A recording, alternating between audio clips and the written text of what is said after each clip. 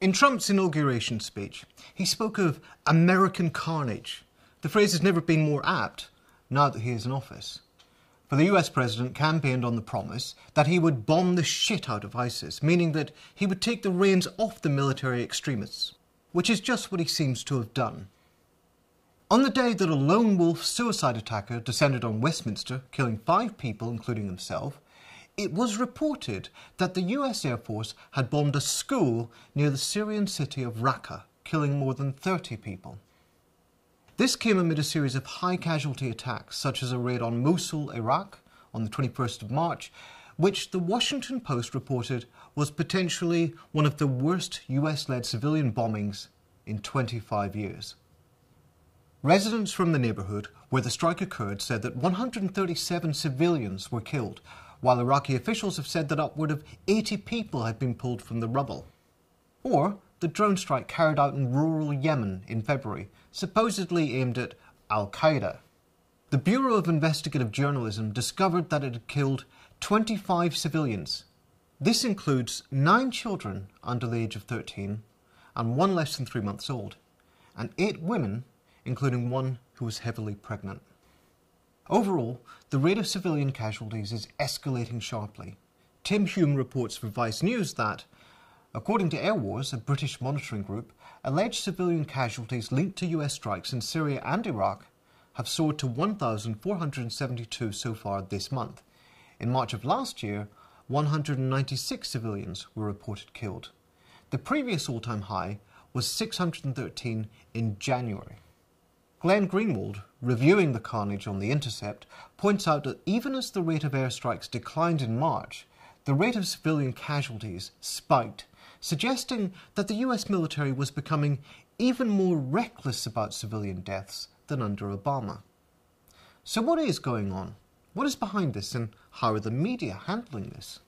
In a sense, as Greenwald notes, Trump is merely building on a core premise of American foreign policy, that it has the right to bomb any country in the world where people it regards as terrorists are found. In fact, as foreign policy argued, Trump's overall approach to combating terrorism looks a lot like President Barack Obama's in its reliance on air power and local forces as auxiliaries. Indeed, the irony of Trump's bombing in Yemen was that, as Reason magazine reported, he both took credit for the operation and claimed that it was a holdover from the last administration. Foreign Policy, looking at the Yemen raids, said that the Obama administration had handed over plans for a stepped-up campaign to the incoming Trump team in January. But the spiralling body count points to change on top of continuity. And one major change has been that military decision-making has been freed from the usual political constraints. Trump, arguing that Obama was too detail-focused, too risk-averse to let the generals actually win the war, is letting the military hawks off the leash. Second, Trump is widening the war to new fronts. One of the ways in which Trump is expanding the war is that he is once more escalating in Somalia. The Pentagon recently announced that Trump had approved more firepower for war against al-Shabaab in Somalia. The New York Times later noted that Trump had declared parts of Somalia an area of active hostilities, which constitutes a serious relaxation of the targeting rules, allowing commanders greater latitude to carry out offensive airstrikes and raid by ground troops. What's telling is that there appears to be an ideological cleavage in the reporting of this affair. On the one hand, stories about civilian casualties stress not Trump's continuity with Obama, but his deviations. On the other hand, stories about strategy stress Trump's continuity rather than his deviations. For example, a good piece of journalism by Eric Schmidt in the New York Times discusses the way in which Trump's overall strategy for fighting terrorism is much the same as Obama's, thus making it appear as an Obama success story. Ishan Tharoor's detailed piece for the Washington Post on the innocent lives already lost under Trump starts instead from the premise that Trump marks a sharp departure, pointing to the clear relaxation of the rules of engagement under Trump. Another Post report looks at the administration's effort to make it easier to launch drone strikes, relaxing Obama-era rules, again without noting that Obama had intended an escalation. NBC News follows the same pattern in reporting on the escalation in Yemen, accentuating a broad policy shift intended to grant the CIA and the military more autonomy, without mentioning the planned escalation passed on from the Obama administration. This logic has also been extended to Trump's relationships with various dictatorships. Trump recently met and pressed the flesh with the Egyptian dictator General Sisi, evidently finding a much stronger bond than he has with any elected leader thus far, describing him as a fantastic guy. The Sydney Morning Herald, reporting on this, scorns that human rights are no big deal for Trump, as he lauds Sisi. Of course, the same article makes the extraordinary claim that Sisi had been kept at arm's length by Washington under Obama. A complete lie. As The Guardian reported at the time, the US restored military funding to the dictatorship 2 years ago at a rate of $1.3 billion per year. Only The Nation correctly reported the history of Obama's collusion with the most repressive dictator in modern Egyptian history as part of the background to this. But the coverage of Trump's militarism is stilted in other ways too. After all, the US political culture is nationalistic and militaristic to a fault. It is also, partly for this reason, usually uncomfortable with being too critical of a commander-in-chief. Old habits die hard.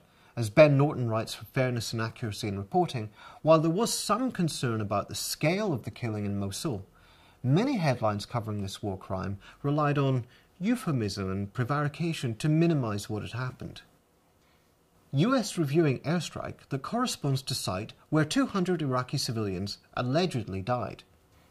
US acknowledges airstrike in Mosul where more than 200 Iraqi civilians died. The headline could simply say, US airstrike killed more than 200 Iraqi civilians, but that would be far too direct. Nor was it just the headlines. Tim Arango, reporting for the New York Times, shruggingly blames the bloodshed not on the bombers, but on Islamic State fighters who do not care whether civilians live or die. In the Los Angeles Times, Doyle McManus conceded airily that the death toll is a tragedy, before adding that it is also a grim sign that the long offensive against Islamic State, begun by President Obama in 2014, is moving rapidly toward success, and for that, President Trump deserves some credit. In other words, not that much of a tragedy. Meanwhile, in a New York Times editorial board statement from 25th of March, the major villain is not Trump, but Congress for having ducked their constitutional responsibility by failing to pass laws authorizing the war. Accompanying all of this, perhaps responsible for some of the most obnoxious statements in the media, is the victory culture of empire. Trump's promise that America will win wars again, that he will obliterate ISIS, actually plays quite well in US political culture. In this situation, sentimentality wins out over reason. After the Special Forces massacre in Yemen, Trump spoke before a joint session of Congress and gave a gratuitous speech celebrating the attack and using the widow of a dead soldier to sanctify his deed. The Democratic Party operator Van Jones pathetically snivelled on CNN that, thanks to exploiting this soldier's death and basking in the glory of his bloody deeds, Trump became President of the United States in that moment. Period. Jones was right, but in ways he probably didn't imagine. A further dramatic shift took place in the coverage when Donald Trump took the symbolically important step of bombing one of Syrian ruler Assad's airfields in response to a lethal chemical attack in Idlib, which killed dozens. Suddenly, people were lining up to applaud. As Glenn Greenwald reported at The Intercept, mainstream Democrats such as Chuck Schumer and Nancy Pelosi saluted the bombing as part of a flurry of bipartisan praise. Even the liberal hero Canadian President Justin Trudeau lauded Trump's action. The media swooned. The action redeemed the president's character. On Syria attack, Trump's heart came first, the New York Times sighed, advertising a piece strongly supportive of the bombing. The Wall Street Journal celebrated Trump's Syria opportunity, suggesting the world's thugs will notice this bombing. MSNBC's Brian Williams was in awe of the beauty of the Tomahawk missiles. Fairness and Accuracy in Reporting cover 18 pro-bombing op-eds in America's top 5 newspapers, noting they offered no opinion space to anyone opposed to Trump's bombing. This was an astonishing turnaround. Back in September, news outlets guffawed that if Trump won, ISIS would celebrate. Time magazine wasted few words explaining why ISIS supports Trump. More to the point, many liberal outlets regarded Trump as a sort of amanuensis for Russia.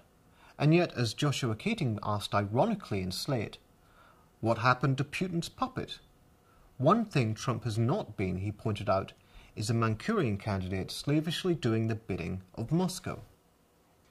The slowly dawning reality is that some of Trump's opponents, who have tried to weaken him with frenzied anti-Russian nationalism, have more in common with him than they'd like to admit.